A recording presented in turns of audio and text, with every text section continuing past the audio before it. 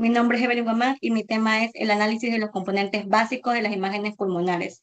Como sabemos, la radiografía de tórax es uno de los exámenes más solicitados en la práctica clínica habitual y es aconsejable seguir una sistemática de lectura para evitar errores en la interpretación, principalmente errores por omisión. En esta sistemática vamos a seguir tres pasos para leer la radiografía de tórax. El primer paso, la identificación; el segundo, la calidad, que son los criterios técnicos; y el tercero, el sistema de lectura. El primer paso, la identificación, que son las 5 preguntas que empiezan por la W en inglés.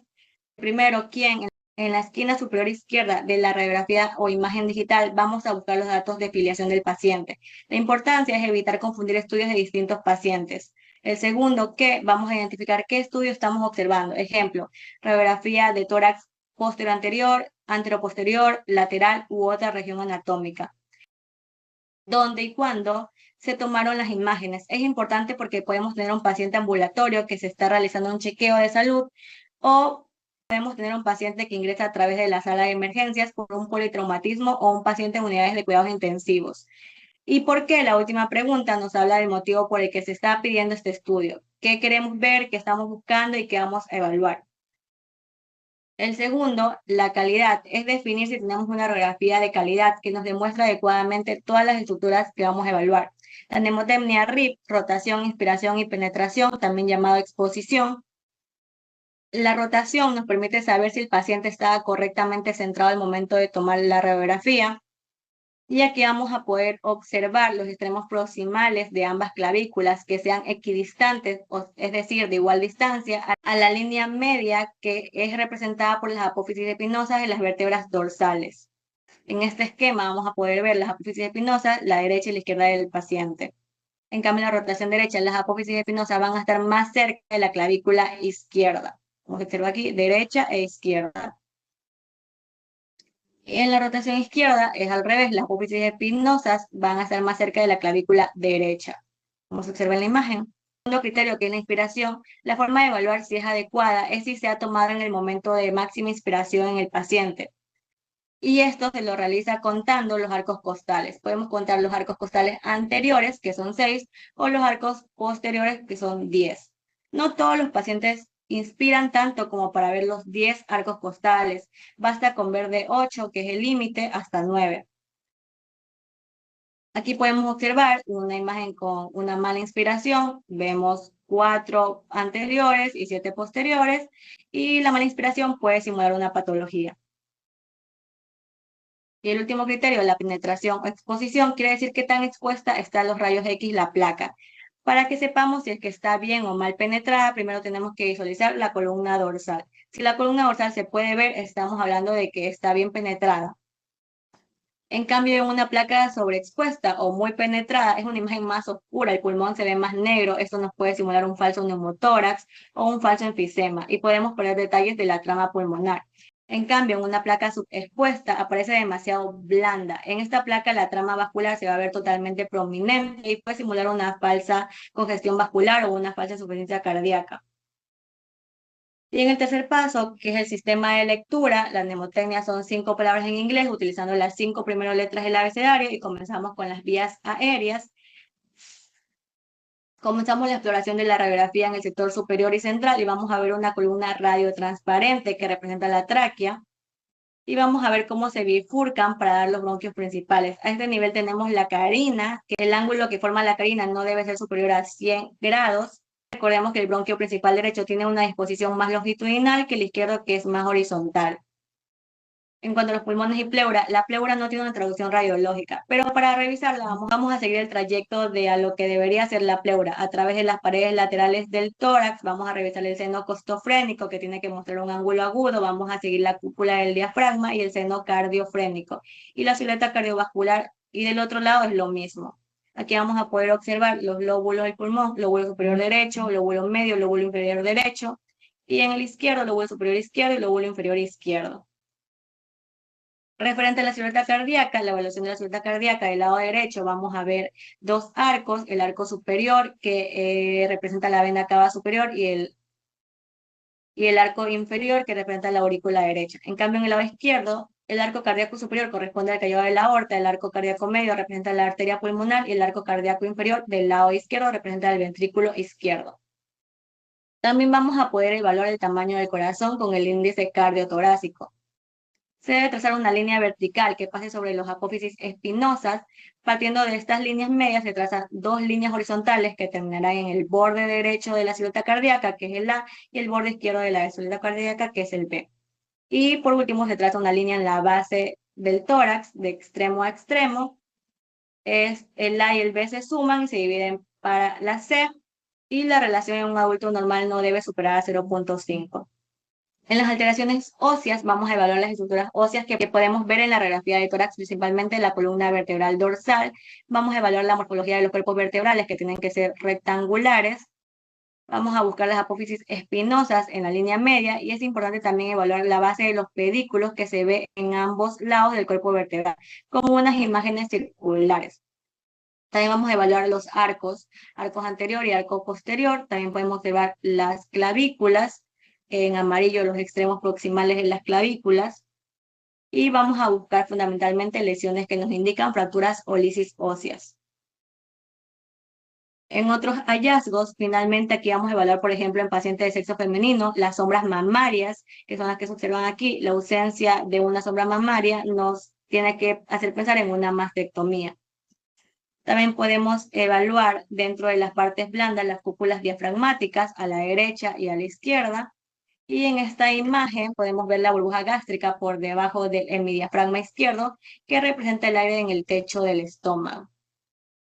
La anatomía radiológica del tórax, vamos a evaluar la silueta cardíaca y mediastino. Tenemos que tener en cuenta primero que el mediastino es una cavidad que se va a encontrar entre ambos campos pulmonares y va a estar por detrás del esternón y por delante de la columna vertebral. Entonces, lo principal es reconocer el corazón y sus vasos, tanto los vasos que salen del corazón como los vasos que ingresan. En esta radiografía posterior anterior, en color negro, está señalado la tráquea y de color azul está la silueta cardíaca. El corazón y los vasos sanguíneos tienen la misma densidad, agua líquido. Debido a que tienen la misma densidad, no se va a poder diferenciar con precisión qué vasos vamos a ver. Pero vamos a empezar por el borde superior. Vamos a tener el tronco brachiocefálico, tenemos la vena cava superior, la aorta ascendente, la aurícula derecha, y por la parte inferior vamos a tener la vena cava inferior.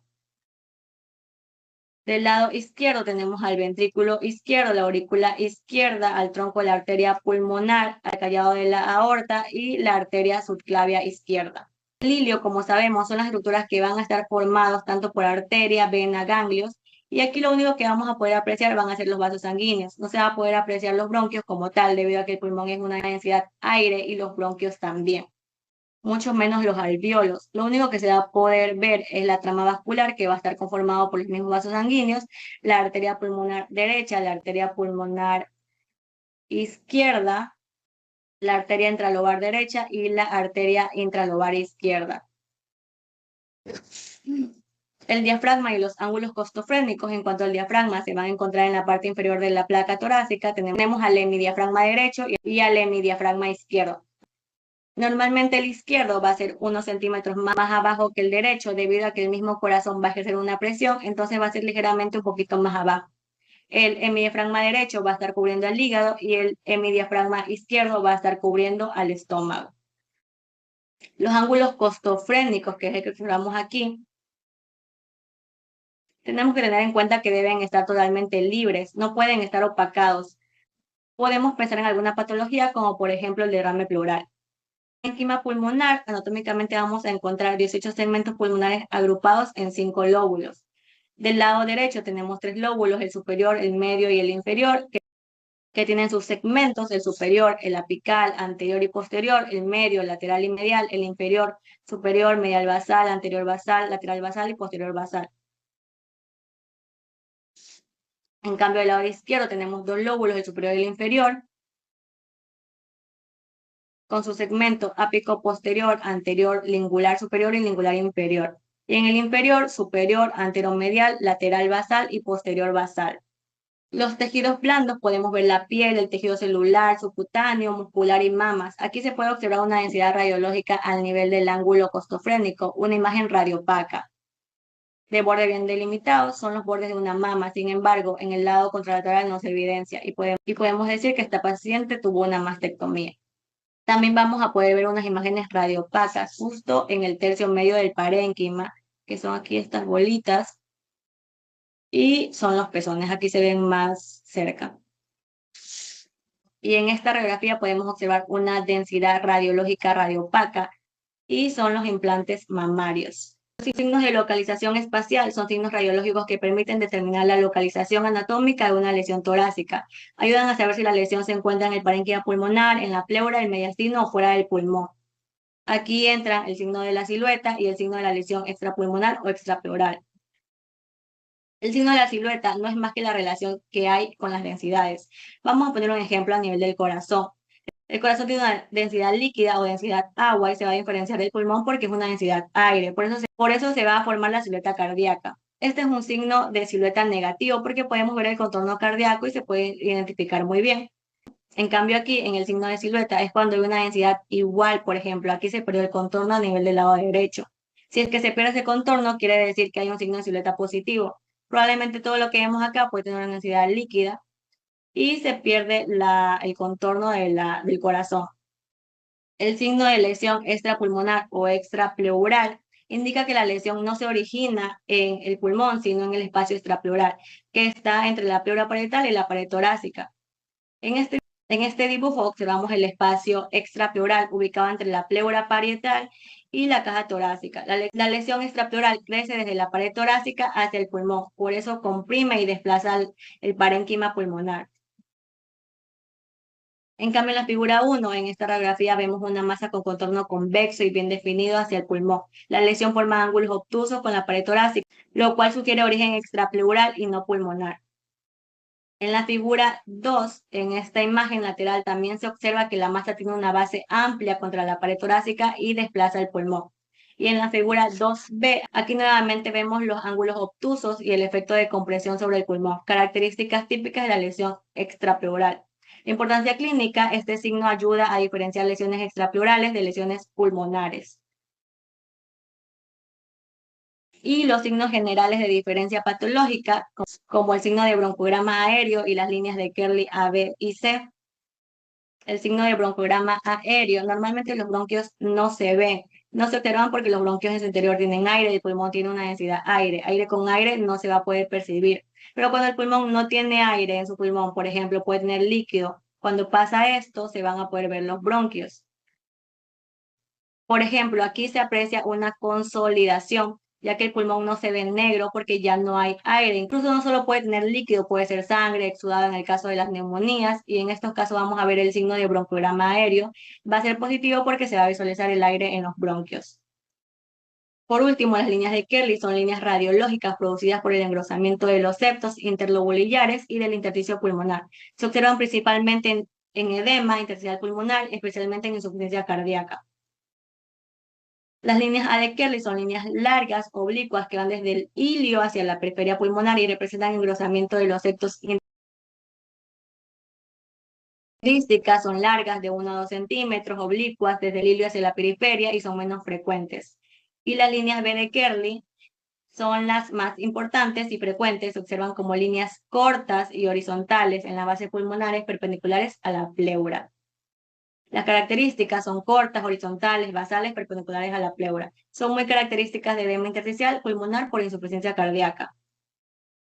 Y las líneas C de Kerley producen un patrón reticular difuso, como una red fina en ambos pulmones. Representa un engrosamiento difuso del intersticio y las características es un patrón reticular difuso y menos frecuente.